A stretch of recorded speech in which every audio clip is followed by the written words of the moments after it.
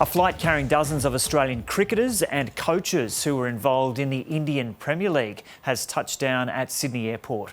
Reporter Alison Shao joins us now from Sydney. Alison, what can you tell us? Well, today at the airport, the cricketers have landed. So they were the Australian contingent to the Indian Premier League, and they just boarded the buses to hotel quarantine literally 5 minutes ago. We saw Steve Smith and David Warner and dozens more. This is a team of about 38 players, coaches and commentators, and they landed on an Air Seychelles flight at about 7:30 this morning. That flight came from the Maldives to Perth to refuel, and then from Perth to Sydney. And they've been in the Maldives since the 6th of May after the Indian Premier League was cancelled because of COVID-19.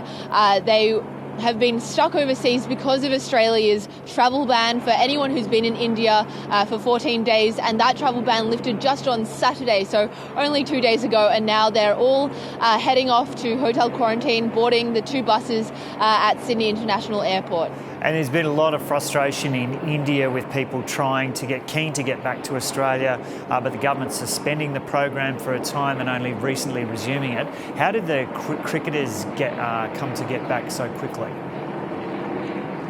So these flights are charter flights, and they're organised by the Board of Control for Cricket in India, and that was part of an agreement for the Indian Premier League that if a situation like this were to occur, that they would look after the players and the contingents that went to the Indian Premier League. So it was the BCCI that organised the charter flight initially on the 5th of May from India to the Maldives, and it's understood that they've also organised the sending of Australian cricket players home as well. There has been that controversy because these cricketers have come back so soon after the travel ban lifted. There are, of course, thousands of Australians stuck overseas still waiting to get home. Some of them have been overseas for over a year.